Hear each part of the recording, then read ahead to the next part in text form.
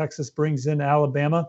And, Texas has 3 official visitors coming in. They have top 247 edge outside linebacker Tassili Akana. They have top 247 in-state receiver Jalen Hale, and the number 1 tight end in the country, Deuce Robinson, all taking their official visits this weekend. Akana has LSU, Oklahoma, and Texas A&M coming up next. Texas kind of a late mover in this one, but said a month or two ago here on Whiparound that they'd be a team to watch moving forward. They get an opportunity to host Akana for an official visit, so we'll see how that goes. Jalen Hale, he was at Alabama last weekend.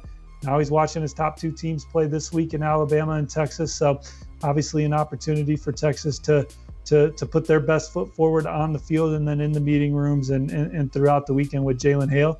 And then Deuce Robinson, he's got future visits with Alabama and Georgia. USC's the 24/7 Sports crystal ball favorite.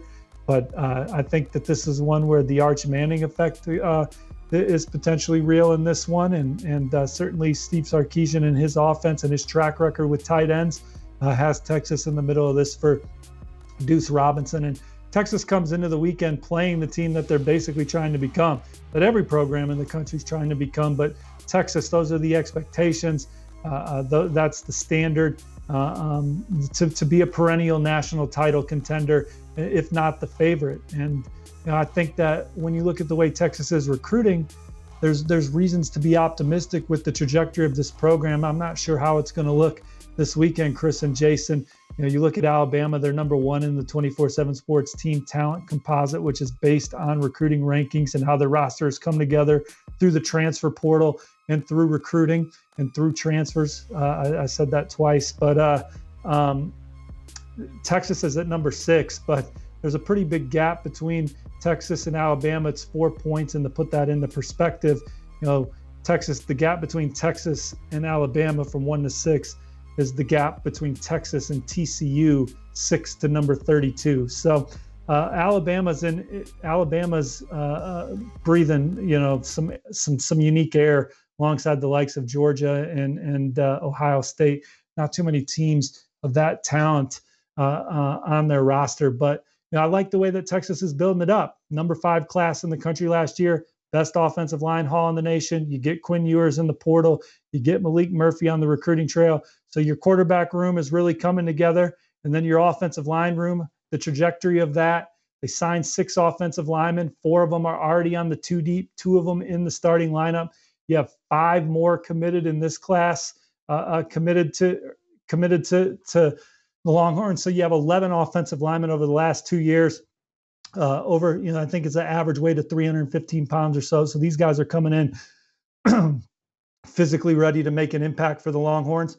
And then they're getting a lot of speed at wideout. Brendan Thompson last year, Jonte Cook, he's a touchdown waiting to happen in this class. Jonte Cook, he's caught 84 passes in his high school career and put 29 of them in the end zone. Ryan Niblett's a 10-5 guy. Brendan Thompson was maybe the fastest player in last year's recruiting class. So I think that receiver room is going to be dynamic for years to come.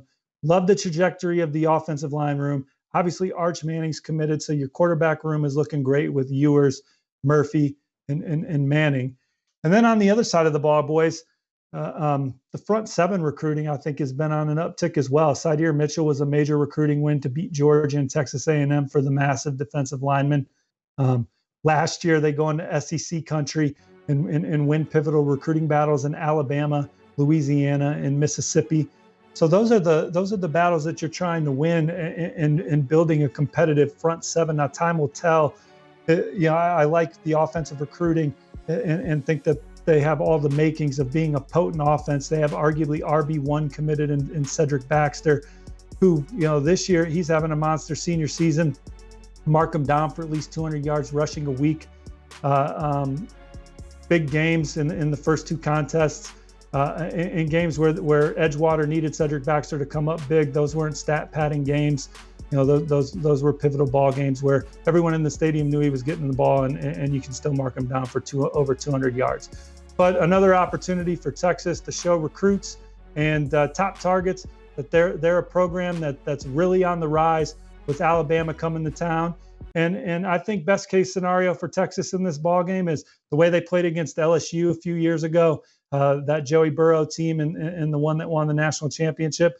Texas kind of gave them hell in Austin, and that was one of LSU's toughest games of the year. I think that's maybe the best case scenario for Texas in this ball game against Alabama. But I just can, as I'll continue to say about the Longhorns, can keep giving Sarkisian and company time with the way they're recruiting, the way they're hitting the portal. A lot of their best players are still teenagers. And so I think that a lot of their best prospects are still teenagers. So I think the arrow is up on this Texas program.